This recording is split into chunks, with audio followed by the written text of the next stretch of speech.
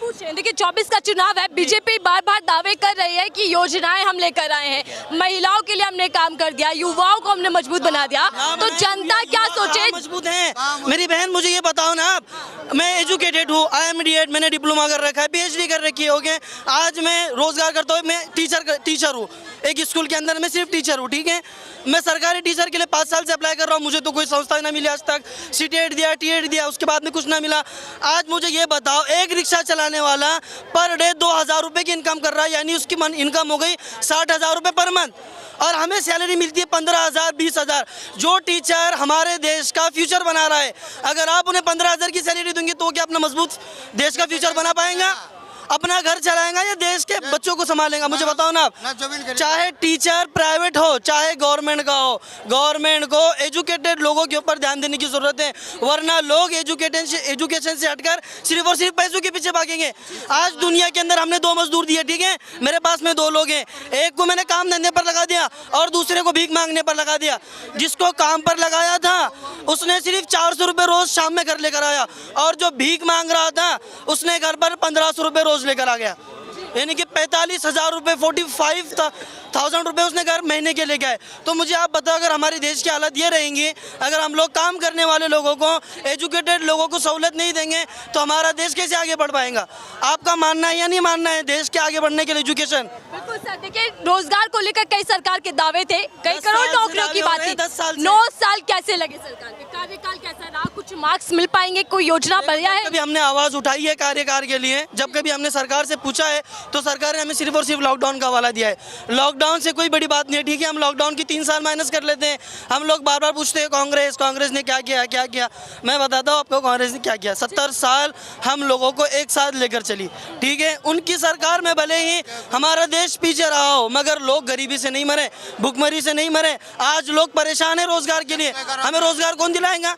मंदिर में खाना तो मिल रहा है, मंदिर में मिलने को होगा। हाँ, अब ये मोदी सरकार जाना चाहिए। अब बहुत क्यों जाना चाहिए? अरे झूठ का पुलिंदा पूरा देश में फैला रखा है, कोई काम नहीं कर रहा है, खाली कुछ नहीं काम नहीं किया 9 साल। ये मिडिल क्लास का लोग बताएगा, अगर ईमानदारी से होगा चुनाव तो ये बताएगा मिडिल क्लास का लोग। मोदी को बहुत लोग अच्छा नहीं समझ रहे हैं। जनता नाराज है मोदी सरकार से? बिल्कुल पूरा नाराज है। सब्र कीजिएगा, आ रही हूँ आपके पास, बात करने दीजिएगा। पूरा नाराज है जनता, तो मिडिल क्लास के लोग, इतनी महंगाई हो गई, बेरोजगारी है इतनी, और क्या। बात रख, मैं कहना चाहता हूँ मोदी सरकार जाना चाहिए 2024 में। जाना चाहिए, लेकिन क्यों जाना चाहिए? क्या मुद्दा है? चाहिए, बहुत सारा मुद्दा है, खाली सिर्फ राम मंदिर के लिए बना है।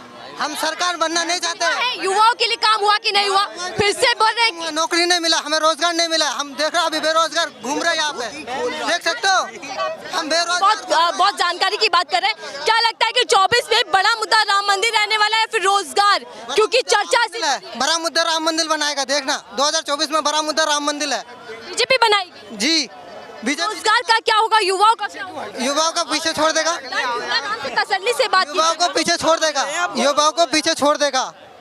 युवाओं के लिए कुछ काम नहीं कर रहा है मोदी सरकार, जो है ना, सिर्फ राम मंदिर, हिंदू मुस्लिम ये सब पे लड़ाई करवा रहा है, और हम सब मुसलमान भाइयों को और हिंदू मुसलमान को लड़ा के आपस में मार रहा है। और जनता को जो है ना, इस बार देखना 2024 में जनता साफ करेगा, मोदी सरकार जाएगा 2024 में। कर रहे फिर से बीजेपी सरकार, यानी कि हैट्रिक लगाएंगे?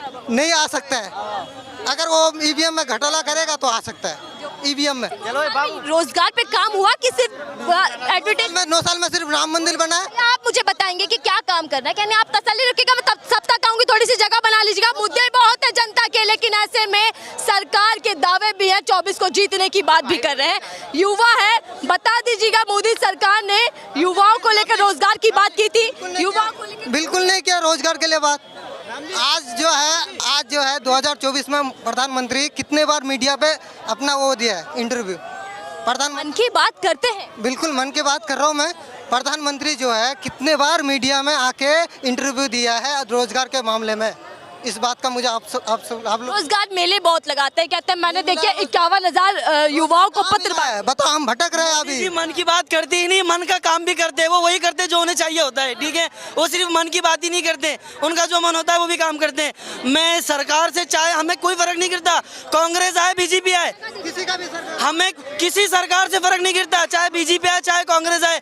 हम हाथ जोड़ते हैं, आप राम राज्य के ऊपर, आप हिंदू मुस्लिम के ऊपर सियासत ना करें। आपका पॉलिटिक्स आप करें सड़कों पर, कॉलेजेस पर, कॉन्स्टिट्यूट पर, एजुकेशन पर, आप शिक्षा के ऊपर और देश के ऊपर आपका पॉलिटिक्स करें।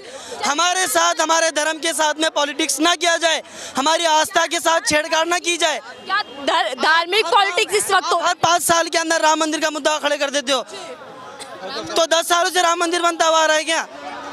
अब हर बार में राम मंदिर, मतलब हमारे राम मंदिर को चुनावी मुद्दा जानबूझ के बनाया जाता है। तो वही तो हम कह रहे हैं, ना बनाओ।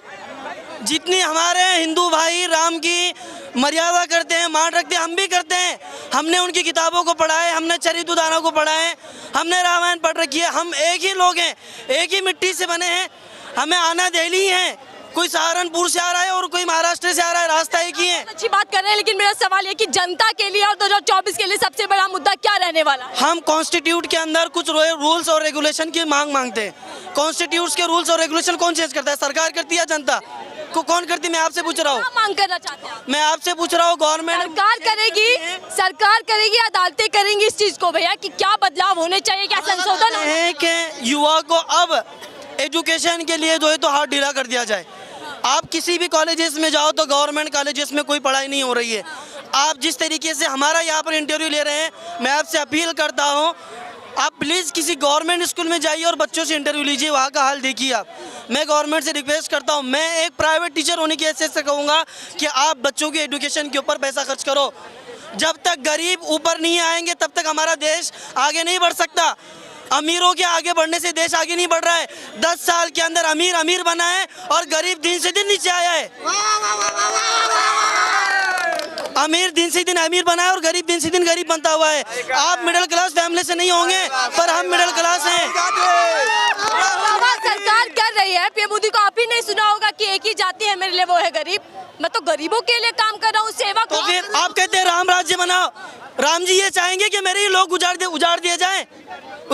अकबर नगर के साथ आप क्या कर रहे हो? रूल्स और रेगुलेशन चेंज करना और देश की बदलाव लाने के अंदर ये नहीं कि आप देश के लोगों को मार दो। देश लोगों से नहीं है, ठीक है, लोग देश से हैं। और जब तक हम लोग रहेंगे तब तक हमारा देश सुरक्षित रहेगा, ठीक है। आपने पूरा के पूरा 60 से 70 हज़ार मकान उजाड़ देने की नोटिस जारी कर दे, उसमें कई बुजुर्ग महिलाएं, बताओ इस ठंड में वो कहाँ जाएंगी? मैं और भी चर्चा कर रही हूँ, तो क्या लगता है कि एनडीए और इंडिया जो एक दूसरे के आमने सामने, कौन ज्यादा टक्कर दे पाएगा? पीएम मोदी को क्या हरा पाएगा विपक्ष? हमारे लिए तो इंडिया पहला चेहरा कौन हो? इंडिया का चेहरा कौन हो? इंडिया का चेहरा राहुल गांधी होगा। ये मैं नहीं मानता कि इंडिया का चेहरा कौन रहेगा। इंडिया का चेहरा चाहे कोई भी हो, मगर उस चेहरे से इंडिया की खूबसूरती बाकी होनी चाहिए बस। चाहे वो राहुल गांधी हो, चाहे पीएम नरेंद्र मोदी हो, इंडिया का चेहरा चाहे कोई भी हो, हमें उस चेहरे से हमारे देश की खूबसूरती चाहिए। उस चेहरे से हम हमारे देश को होलनाक नहीं देखना चाहते, हमें उससे मतलब नहीं है। हमारा देश सुरक्षित होना चाहिए। और जैसे हम लोग 20 साल पहले हिंदू और मुस्लिम दीपावली में और ईद में एक दूसरे के घर आया जाया करते थे, आज भी हमारे दिलों में हमारे भाइयों के लिए वही मोहब्बत होनी चाहिए। हम यही अपील करना चाहते हैं बस। 24 में पीएम मोदी वर्सेस कौन होगा? देखिए इंडिया गठबंधन में तो कई चेहरे हैं, कोई दूल्हा भी तो होगा कि नहीं?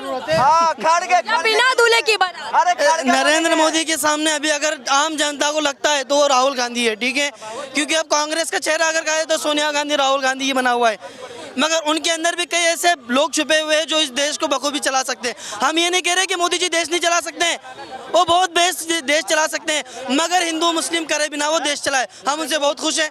मेरा वोट आज भी बीजेपी के लिए है, मगर वो हिंदू मुस्लिम से हटकर और पाकिस्तान हिंदुस्तान से हटकर बात करें, ठीक है। हम इंडियन हैं, I am the Indian and I am proud of you because I am Muslim. अल्हम्दुलिल्लाह I am Muslim and Indian.